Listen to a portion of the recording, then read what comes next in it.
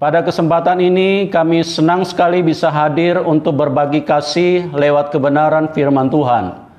Doa kami supaya semua umat Tuhan terus bertumbuh di dalam iman dan terus menjadi kuat dan selalu mengalami kemenangan di dalam kehidupan ini. Pada kesempatan ini kami berharap kita semua terus maju di dalam Tuhan. Di tengah-tengah situasi yang tidak menentu, di tengah-tengah situasi yang sangat-sangat penuh dengan tanda tanya, karena yang menjadi kekuatan dan andalan hidup manusia itu ada dua. Yang pertama kesehatan, yang kedua adalah perekonomian. Sementara situasi saat ini itu semuanya menjadi terguncang. Kesehatan di mana-mana menjadi terganggu karena dengan munculnya wabah pandemi COVID-19. Dan juga perekonomian sendiri menjadi sangat terganggu karena lumpuhnya kegiatan dengan adanya isolasi secara berskala besar. Tetapi kita bersyukur kepada Tuhan karena kita punya harta yang luar biasa. Kita punya firman Tuhan. Firman Tuhan itu adalah sebuah kepastian. Firman Tuhan itu adalah sebuah petunjuk, sebuah terang yang membuat kita bisa memiliki perjalanan yang jelas.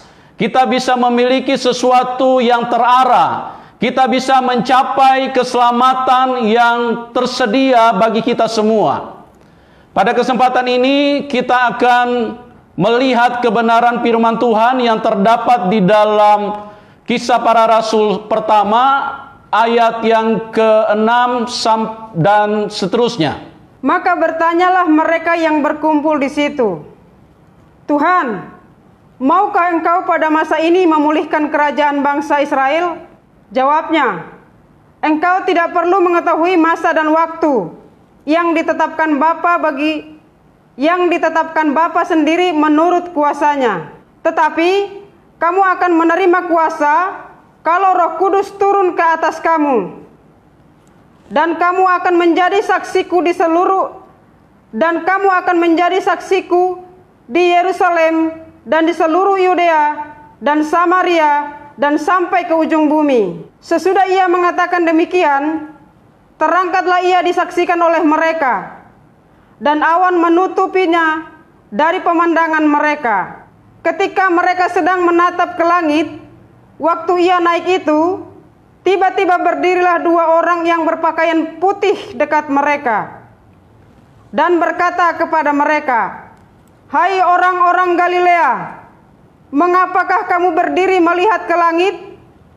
Yesus ini yang terangkat ke sorga meninggalkan kamu akan datang kembali dengan cara yang sama seperti kamu melihat dia naik ke sorga."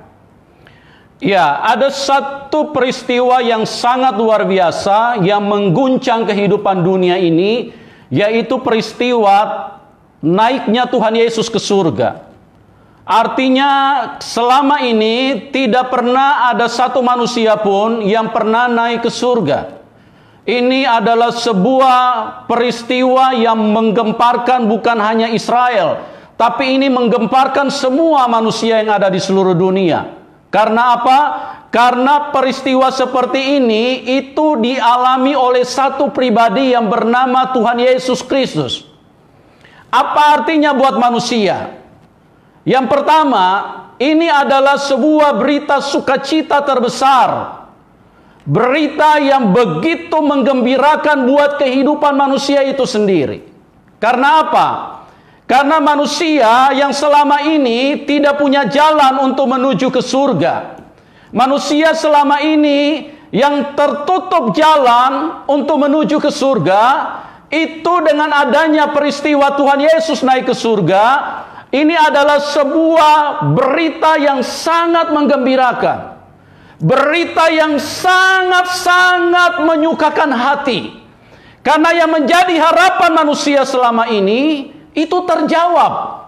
Yang menjadi impian manusia selama ini, yang menjadi kerinduan manusia selama ini, itu terbukti dan terjawab. Karena Tuhan Yesus pernah berkata di dalam Yohanes, "Akulah jalan kebenaran dan hidup. Tidak ada seorang pun yang sampai kepada Bapa kecuali melalui aku." Ini artinya jalan yang selama ini tertutup, jalan yang selama ini dicari manusia, tetapi manusia tidak menemukan. Manusia tidak mendapatkannya. Sekalipun manusia berusaha dengan berbagai macam cara, tidak bisa menemukan itu. Manusia mau menggunakan teknologi juga tidak bisa. Paling kekuatannya bisa naik hanya 10.000 kaki.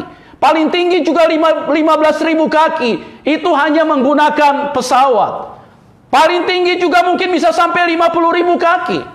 Tidak bisa mencapai lebih dari itu. Karena apa? Karena kekuatan manusia terbatas. Kekuatan manusia sangat tidak punya kemampuan untuk bisa mencapai surga yang menjadi harapan bagi manusia itu sendiri. Tetapi saudaraku, dengan peristiwa kenaikan Tuhan Yesus 2000 tahun yang lalu, ini sekali lagi saya katakan, ini kabar gembira, berita sukacita yang terbesar yang pernah muncul di dalam dunia ini, karena membuat manusia punya harapan, bukan lagi menjadi harapan yang sia-sia. Membuat manusia punya kerinduan, bukan lagi kerinduan yang tidak berdasar, tapi semua menjadi jelas dan semua menjadi nyata. Artinya, semua orang yang percaya kepada Tuhan Yesus Kristus itu bisa mengalami hal yang sama. Karena ada satu pribadi yang menjadi pembuka jalan bagi kita. Ada satu pribadi yang sudah membuktikan dengan jelas, sudah menyatakan dengan sebenarnya bahwa dia naik ke surga. Itu yang pertama, makna dan manfaat yang diterima oleh manusia. Yang kedua, saya ingin katakan kepada kita bahwa ini adalah berita sukacita yang begitu luar biasa. Karena apa? Karena ini adalah sebuah pembuktian bahwa Tuhan Yesus sangat mengasihi manusia. Dia Allah yang maha besar. Dia Tuhan yang maha baik. Dia Tuhan yang begitu kudus. Dia Tuhan yang begitu sempurna. Tetapi di dalam kepribadian Tuhan yang begitu luar biasa, yang maha kuasa, di dalam hidupnya hanya ada manusia, saudara dan saya. Di dalam hati Tuhan itu selalu yang ada hanya manusia.